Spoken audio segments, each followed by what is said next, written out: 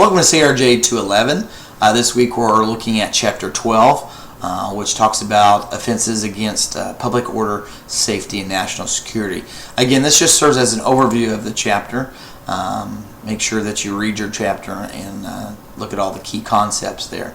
Now, when we talk about this, the state really has a fundamental obligation to protect public order by criminalizing certain acts that might threaten society's interest in order and safety.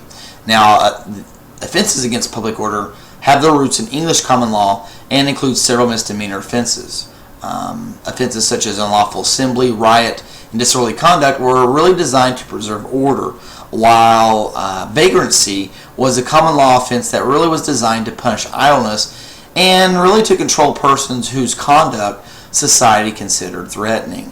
Now, in addition to breaches of the peace, vagrancy, disorderly conduct, and loitering, this chapter also looks at different traffic violations and weapons offenses, which really didn't exist at the time of common law, but they do exist by virtue of modern legislation that's created it, that's aimed at protecting public safety.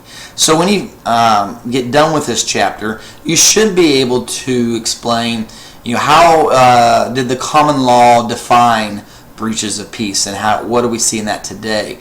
Why has peacekeeping really historically been seen as the responsibility of state and local governments? What's the role of federal government in helping protect public order, safety, and security?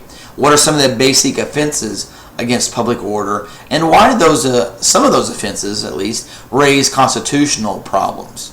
Why do traffic violations tend to be a strict liability offense? And why do a lot of jurisdictions decriminalize traffic offenses altogether?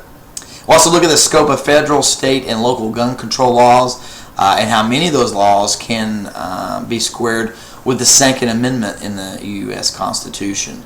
Obviously, here now in Illinois, we have conceal and carry that we didn't have for a number of years. So how does that tie into gun control laws? How does the USA Patriot Act attempt to combat terrorism, and why the law still to this day remains controversial? And then finally, why do different immigration offenses pose a serious problem for law enforcement today? Next week, we'll take a look at Chapter 13, which explores offenses against justice and public administration.